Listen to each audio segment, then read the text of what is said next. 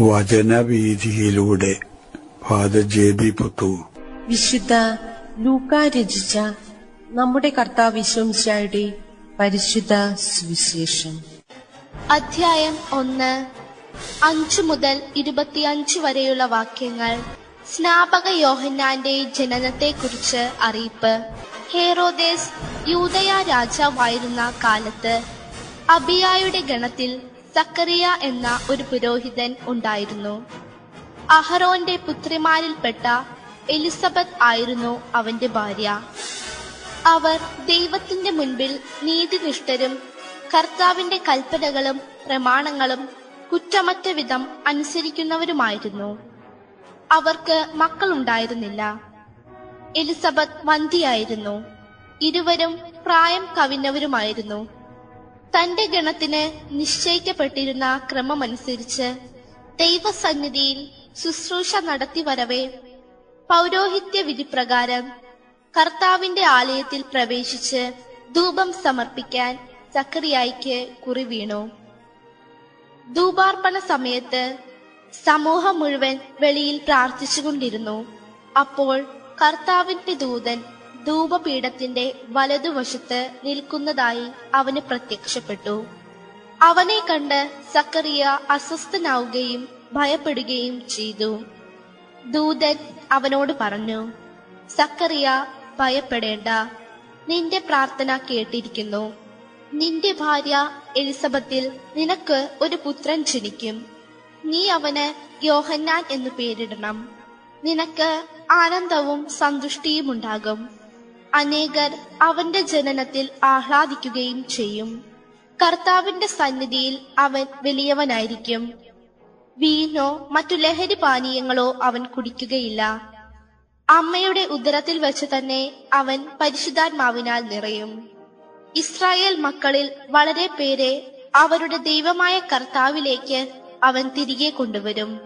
പിതാക്കന്മാരുടെ ഹൃദയങ്ങളെ മക്കളിലേക്കും അനുസരണമില്ലാത്തവരെ നീതിമാന്മാരുടെ വിവേകത്തിലേക്കും തിരിച്ചുവിടാനും സജ്ജീകൃതമായ ഒരു ജനത്തെ കർത്താവിന് വേണ്ടി ഒരുക്കാനും ഏലിയായുടെ ചൈതന്യത്തോടും ശക്തിയോടും കൂടെ അവൻ കർത്താവിന്റെ മുൻപേ പോകും. സക്കറിയ ദൂതനോട് ചോദിച്ചു, ഞാനിത് എങ്ങനെ അറിയും? ഞാൻ വൃദ്ധനാണ്, എന്റെ ഭാര്യ പ്രായം കവിഞ്ഞവളുമാണ്. ദൂതൻ മറുപടി പറഞ്ഞു, ഞാൻ ദൈവസന്നിധിയിൽ നിൽക്കുന്ന ഗബ്രിയേലാണ്. നിന്നോട് സംസാരിക്കാനും സന്തോഷകരമായ ഈ വാർത്ത നിന്നെ അറിയിക്കാനും ഞാൻ അയക്കപ്പെട്ടിരിക്കുന്നു. യഥാകാലം പൂർത്തിയാക്കേണ്ട എന്റെ വചനം അവിശ്വസിച്ചതുകൊണ്ട് നീ മൂകനായിത്തീരും. ഇവ സംഭവിക്കുന്നതുവരെ സംസാരിക്കാൻ നിനക്ക് സാധിക്കുകയില്ല. ജനം സക്കറിയായെ കാത്തു നിൽക്കുകയായിരുന്നു. ദേവാലയത്തിൽ അവൻ വൈകുന്നതിനെ പറ്റി അവർ അത്ഭുതപ്പെട്ടു. പുറത്തു വന്നപ്പോൾ അവരോട് സംസാരിക്കുന്നതിന് സക്കറിയായ്ക്ക് കഴിഞ്ഞില്ല. ദേവാലയത്തിൽ വെച്ച് അവന് എന്തോ ദർശനമുണ്ടായി എന്നവർ മനസ്സിലാക്കി. അവൻ അവരോട് ആംഗ്യം കാണിക്കുകയും ഊമനായി കഴിയുകയും ചെയ്തു. തന്റെ ശുശ്രൂഷയുടെ ദിവസങ്ങൾ പൂർത്തിയായപ്പോൾ അവൻ വീട്ടിലേക്ക് പോയി. താമസിയാതെ അവന്റെ ഭാര്യ എലിസബത്ത് ഗർഭം ധരിച്ചു. 5 മാസത്തേക്ക് അവൾ മറ്റുള്ളവരുടെ മുൻപിൽ പ്രത്യക്ഷപ്പെടാതെ കഴിഞ്ഞുകൂടി. അവൾ പറഞ്ഞു, മനുഷ്യരുടെ ഇടയിൽ എനിക്കുണ്ടായിരുന്ന അപമാനം നീക്കിക്കളയാൻ കർത്താവ് എന്നെ കടാക്ഷിച്ച് എനിക്ക് ഇത് ചെയ്തു തന്നിരിക്കുന്നു. ഇതെന്താ ഇതിങ്ങനെ എന്നോട്? സാമാന്യം നല്ലൊരു ജീവിതം കഴിക്കുന്നു എന്ന് വിചാരിക്കുന്ന ആളുകളിൽ പ്രതീക്ഷിക്കാത്ത വിധത്തിൽ അവരുടെ ജീവിതത്തിൽ എന്തെങ്കിലും സംഭവിക്കുമ്പോൾ നിരന്തരമായ രോഗങ്ങളാകാം, അപകടങ്ങളാകാം, എന്തെങ്കിലും ദുഃഖകരമായിട്ടുള്ള സംഭവങ്ങളാകാം, ഇവയിലെല്ലാമോ സംഭവിക്കുമ്പോൾ സാമാന്യം കേൾക്കുന്ന ഒരു ദീനരോദനമുണ്ട്. ഇതെന്താ ഇങ്ങനെ എന്നോട് ചെയ്യുന്നത്? ഞാൻ സാമാന്യ രീതിയിൽ പള്ളിയും പട്ടക്കാരനൊക്കെ ഉള്ള ഒരു വ്യക്തിയാണ്. ഞാൻ ആരെയും ദ്രോഹിക്കാൻ പോകുന്ന ഒരു വ്യക്തിയല്ല.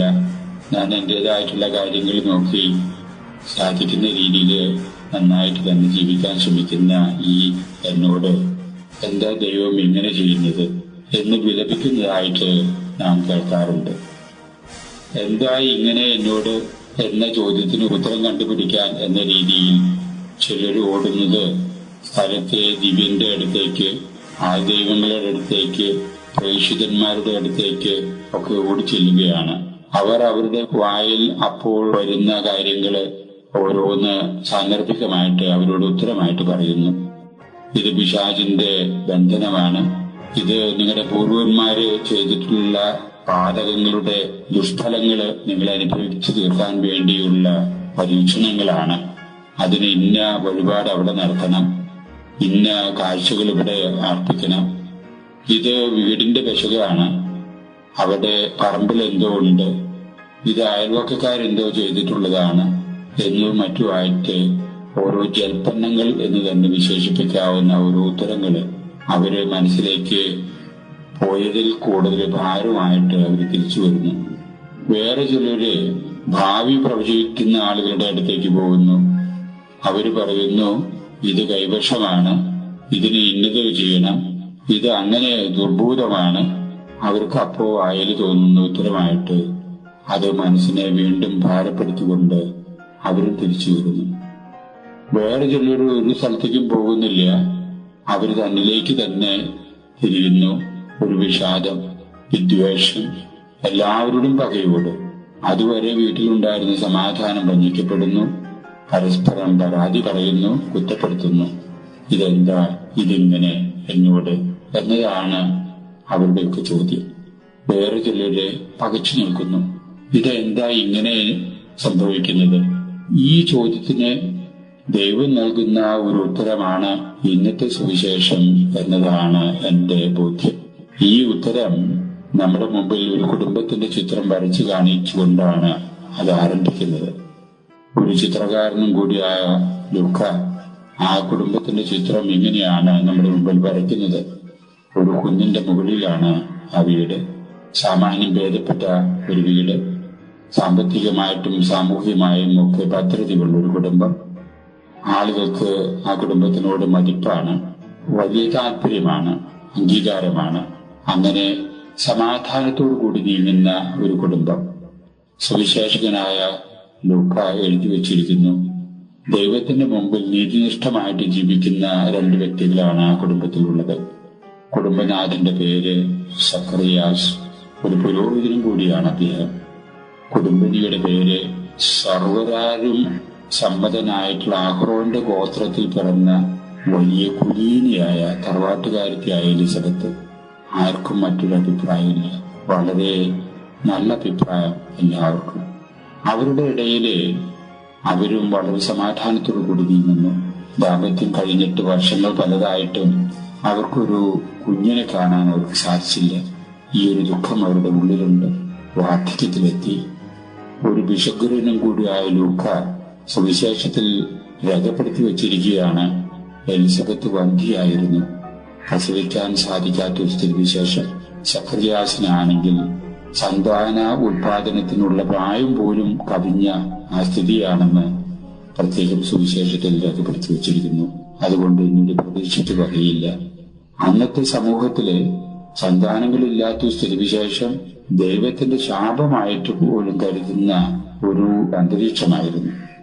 ദൈവത്തിന്റെ മുമ്പിൽ നീതിനിഷ്ഠരായിട്ട് ജീവിച്ചിരുന്ന മനുഷ്യരാണ് ഇവര് എന്ന ഒരു സ്ഥലത്ത് കാണുകയും അതേ സമയത്ത് തന്നെ ദൈവത്തിന്റെ ശാപത്തിന്റെ അടയാളമായിട്ട് ഇവർ തീർന്നിരിക്കുന്നു എന്ന് സമൂഹത്തിന്റെ മുമ്പിൽ പ്രത്യക്ഷപ്പെടുന്ന ഒരു സ്ഥിതിവിശേഷം. ഇതെന്താ ഇങ്ങനെ എന്ന് ചോദിച്ചുകൊണ്ട് അവരുടെ സമാധാനം ഭഞ്ജിക്കാൻ അവര് തയ്യാറായില്ല. അവർ ശാന്തമായി തന്നെ സമാധാനത്തോടു കൂടി തന്നെ അവരുടെ ദുഃഖം ഉള്ളിൽ അനുഭവിച്ച് അത് സാധിക്കുന്നത്ര ദൈവമായിട്ട് പങ്കുവെച്ചുകൊണ്ട് സമാധാനത്തോടും സംതൃപ്തിയോടും കൂടി നീങ്ങിയ ഒരു കുടുംബം. ഇതിനിടയിലാണ് ദൈവം ആ കുടുംബത്തിൽ പ്രസാദിക്കാനിട വരുന്നത്. ആ പ്രസാദത്തിന്റെ അടിസ്ഥാനത്തിൽ അവരിൽ ഉണ്ടായിരുന്ന തീവ്രമായ ദുഃഖം പരിഹരിക്കപ്പെടുന്നു. എലിസബത്ത് ഒരു പുത്രനെ ഗർഭം ധരിക്കുന്നു. ഈ വാർത്തയാണ് ഇന്നത്തെ സുവിശേഷം. ഈ ഒരു സംഭവം വന്നതോടുകൂടെ അവരുടെ അതുവരെ ഈ ലോകത്തിലുണ്ടായിരുന്ന എല്ലാ ക്ലേശങ്ങളും അവര് പ്രതീക്ഷിച്ചേക്കാൾ അധികമായ രീതിയിൽ വലിയ ഔദാര്യത്തോടു കൂടി തന്നെ ദൈവം അവർക്കായിട്ട് ചെയ്തു കൊടുക്കുന്ന ഒരു സ്ഥിതിവിശേഷമാണ് ഇന്ന് നാം കാണുന്നത്. ഇവിടെ ഒരു വലിയ സന്ദേശം സുവിശേഷം നമുക്കായിട്ട് നൽകുന്നുണ്ട്. നമ്മുടെ ജീവിതത്തിൽ ഉണ്ടാകുന്ന പരിമിതികളിലുള്ള കുറവുകൾ കണ്ടെത്തി അതിൽ പരാതിപ്പെട്ടുകൊണ്ട് ഉള്ള ജീവിതം നിരാശയിലേക്കും വളരെ വിദ്വേഷത്തിലേക്കും നാം ഇറക്കിച്ചെല്ലാൻ ഇടവരുത്താതെ ആ പരിമിതികളിൽ സാധിക്കുന്ന പരിമിതികൾ മാറ്റാനുള്ള പരിശ്രമത്തോടുകൂടി എന്നാൽ സാധിക്കാത്ത പരിമിതികൾ ഉൾക്കൊള്ളാനുള്ള ആ മനസ്ഥിതി വിശേഷമാണ് നാം കൈപ്പിടിപ്പിക്കേണ്ടത്. അങ്ങനെ ഉൾക്കൊണ്ടുകൊണ്ട് സമാധാനമായിട്ട് നാം നീങ്ങേണ്ടതാണ്.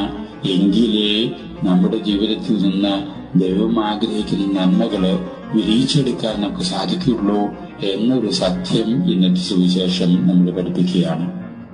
എന്റെ ജീവിതത്തിൽ ഉണ്ടായ ഒരു സംഭവം നിങ്ങളുടെ ശ്രദ്ധയിൽപ്പെടുത്തിയാൽ ഈ കാര്യം കൂടുതൽ വെളിവാകുമെന്ന് ഉള്ള ധാരണയിൽ ഞാൻ അത് നിങ്ങളോടായിട്ട് പറയാം.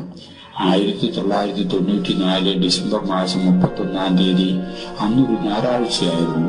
ഇന്നത്തെ പോലെ തന്നെ ഞാൻ അന്നും ദിനബലി ആരംഭിച്ചു. കുർബാന തുടങ്ങി.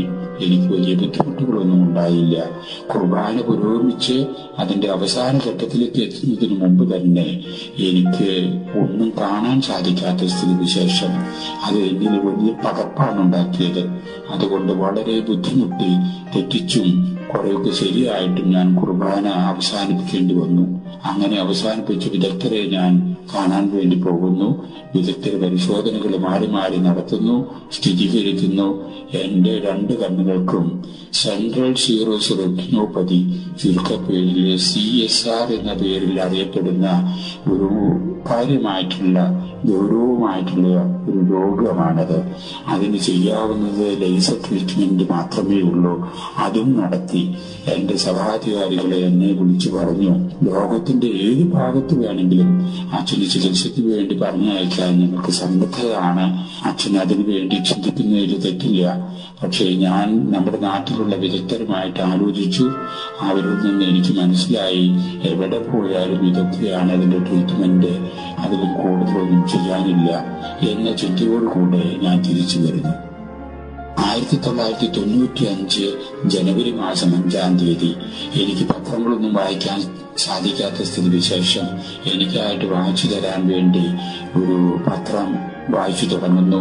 ആദ്യത്തെ പേജിൽ തന്നെ ഒരു വലിയ ന്യൂസ്, ഒരു ബോക്സ് ന്യൂസ് ആയിട്ട് കൊടുത്തിരിക്കുന്നത് 2 കൈപ്പത്തികളും ഇല്ലാത്ത ഒരു യുവാവ് കരാട്ടയിലെ ബ്ലാക്ക് ബെൽറ്റ് നേടാൻ പോകുന്നു എന്ന വാർത്തയായിരുന്നു അത്. ഇത് വായിച്ചപ്പോൾ എന്റെ മനസ്സിലേക്ക് വലിയ ശക്തമായൊരു ചിന്ത വന്നു. കരാട്ടയിലെ ബ്ലാക്ക് ബെൽറ്റ് നേടണമെന്ന് ഒരിക്കലെ 2 കൈപ്പത്തികളുടെയും അഭ്യാസങ്ങൾ വളരെ കാര്യമായിട്ട് പ്രയോഗിക്കേണ്ട ഒരു അഭ്യാസ മുറയാണ് കരാട്ടെ. എങ്കിലും 2 കൈപ്പത്തികളും ഇല്ലാത്ത ഈ മനുഷ്യന് കരാട്ടയിൽ ഇത്രയും ഉന്നതമായിട്ടുള്ള സ്ഥാനം നേടാൻ സാധിക്കുമെന്ന് ഒരിക്കലെ എന്റെ 2 കണ്ണുകളും തീരെ കുരുടായിട്ടില്ല. എങ്കിലും എന്റെ കാഴ്ചകളും വളരെ അധികം പരിധിയിൽ കുറഞ്ഞിരിക്കുന്നു. ഈ സ്ഥിതിവിശേഷത്തില് എന്തുകൊണ്ട് എനിക്ക് ഉള്ളതിൽ ആ പരിമിതികൾ അംഗീകരിച്ചുകൊണ്ട് തന്നെ എന്റെ ജീവിതം മുന്നോട്ട് കൊണ്ടുപോകാൻ സാധിക്കുകയില്ലേ എന്നൊരു ചിന്തയാണ് എന്റെ മനസ്സിലേക്ക് വന്നത്. ആ അവസരത്തിൽ 2 കണ്ണുകളും 2 കാതുകളും ഇല്ലാത്ത ഹെലൻ കെല്ലറിനെ പറ്റിയുള്ള ചിന്തയും എന്റെ മനസ്സിലേക്ക് വന്നു. എത്രയോ വലിയ സംഭാവനകളാണ് അവർക്ക് കണ്ണുകളുടെ കാഴ്ചയും ചെവികളുടെ കേൾവിയും ഇല്ലാത്ത ആ വ്യക്തി സംഭാവന ചെയ്യാൻ സാധിച്ചത്. ഇതൊക്കെ എന്നിൽ വലിയ പ്രചോദനമുണ്ടാക്കിയതിന്റെ അടിസ്ഥാനത്തിൽ ഒരാഴ്ചയ്ക്കുള്ളില് ഞാൻ ഇന്ന് കുർബാന അർപ്പിക്കുന്ന പോലെ കുർബാന അർപ്പിക്കാം എന്നുള്ള രീതിയിലേക്ക് ഞാൻ നീങ്ങി. പക്ഷേ എന്നെ സഹായിക്കുന്നതിന് വേണ്ടി പല വ്യക്തികളുണ്ടായി.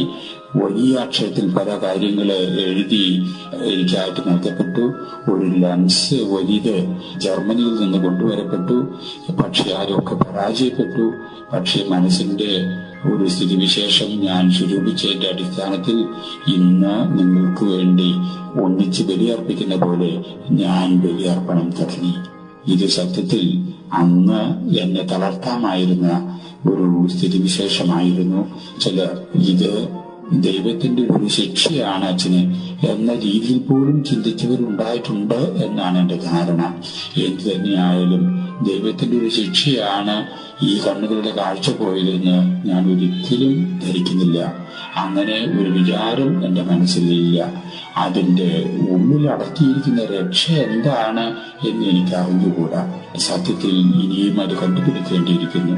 ഇവിടെ ഒരു സത്യം നിങ്ങളുടെ മുമ്പിലേക്ക് ഞാൻ എറിഞ്ഞു തരികയാണ്. Action is important, but reaction is more important. നമ്മുടെ ജീവിതത്തിൽ ഉണ്ടാകുന്ന വസ്തുതകള്, സംഭവങ്ങള് എന്തുമാകട്ടെ അത് പ്രധാനപ്പെട്ടത് തന്നെ.